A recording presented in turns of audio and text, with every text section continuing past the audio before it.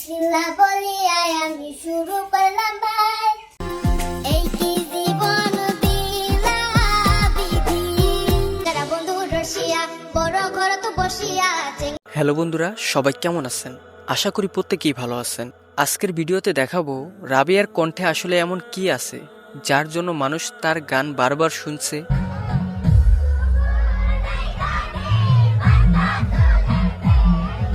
কেন এত শিল্পীদের মধ্যেও রাবিয়ার কণ্ঠের গান মানুষের এত প্রিয়? আমার বুকে কইরা পাখি যাই রে নূরে সেই সম্পূর্ণ বিষয় বিস্তারিত জানতে পারবেন আজকের এই ভিডিওতে। তো একটু স্কিপ না করে ভিডিওটিতে একটি লাইক দিয়ে শেষ পর্যন্ত দেখতে থাকুন। তুমি বন্ধু কানা পাখি আমি তোমার কে এই সময় কম, শুরু করো। গাইস, চলুন শুরু করা যাক। প্রথমেই একটা কথা পরিষ্কার করে বলি, রাবিয়া কোনো তৈরি করা শিল্পী না, তার কণ্ঠে একটা ন্যাচারাল শক্তি আছে।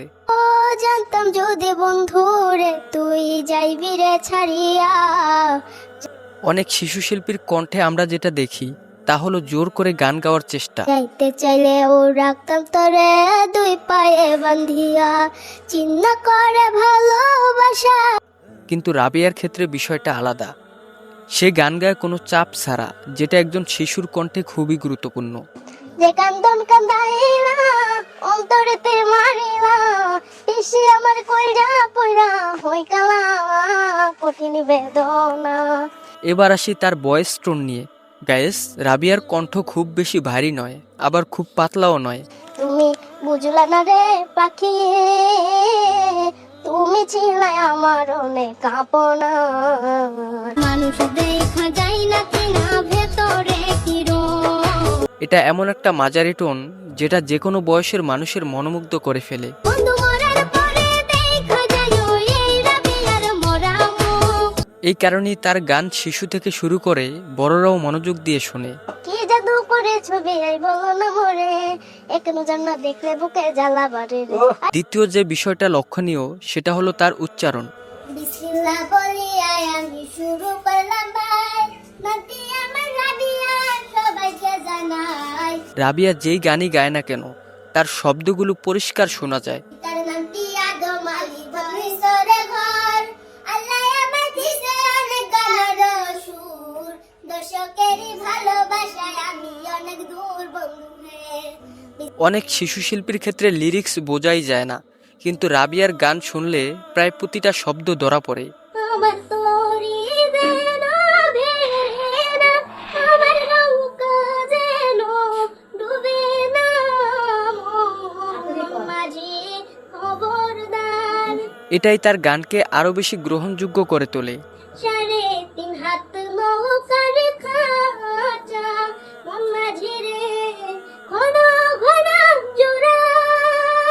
গাইস, এবার আসি রাবিয়ার গানের ইমোশন নিয়ে। পিয়াই নদীর পানি কিন্তু হোলাই ভালা, হোলাই ভালা জাতের মেয়ে বিয়াই কালাই ভালা পিয়াই তুমি লাগায়া আমি কালা, আমি কালা।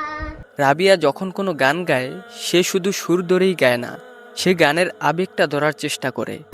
এই কি জীবন দিলা বিধি হোক সেটা কষ্টের গান অথবা আনন্দের।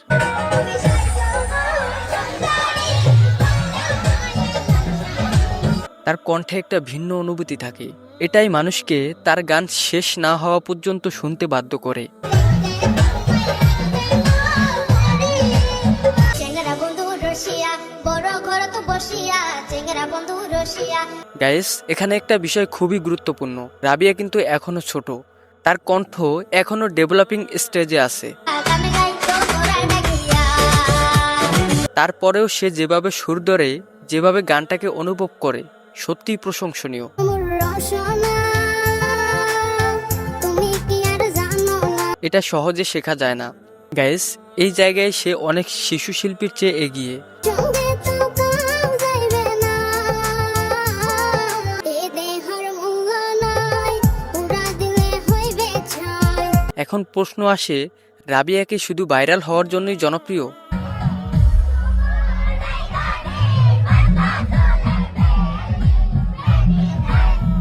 এর উত্তর হলো না।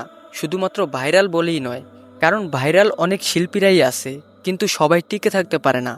তুমি বন্ধু কালা পাখি আমি তোমার কে কলিজাতে পছন্দ ধরছে প্রেমের সুখে। রাবিয়ার ক্ষেত্রে আমরা দেখেছি একাধিক গান মানুষ পছন্দ করেছে।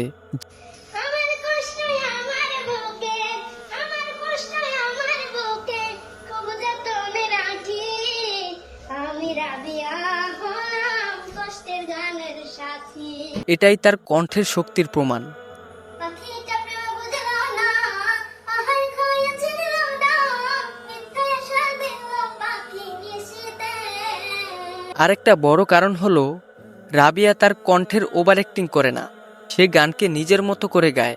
আমি খেলার পুতুল না আমায় নিয়া খেলো না মনের পিরিতি আমি চাই না। অপ্রয়োজনীয় টান বা নাটকীয় ছাড়াই।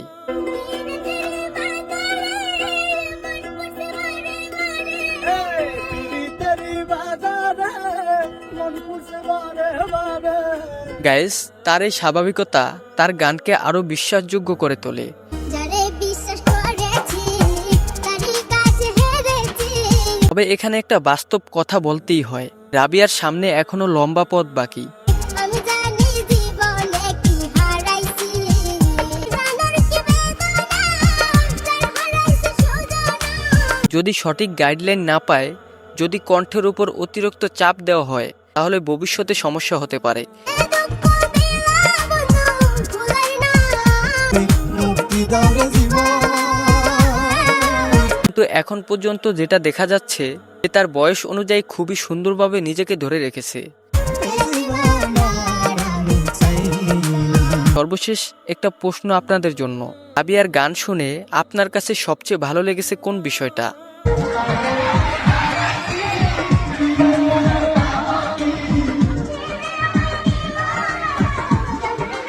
তার কণ্ঠের মাধুর্য, নাকি তার ইমোশন, নাকি তার স্বাভাবিক গাওয়ার স্টাইল?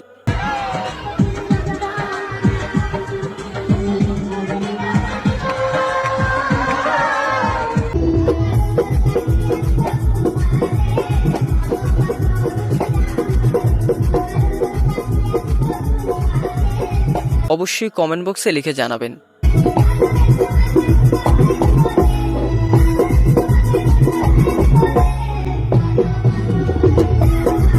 আর হ্যাঁ, ভিডিওটি ভালো লাগলে অবশ্যই চ্যানেলটি সাবস্ক্রাইব করে পাশে থাকা বেল আইকনটি বাজিয়ে দিবেন। हम वफा करके भी तन्हा रह गए दिल के अरमां सुनूं में बह गए। দেখা হচ্ছে নতুন কোনো ভিডিওতে। আল্লাহ হাফেজ।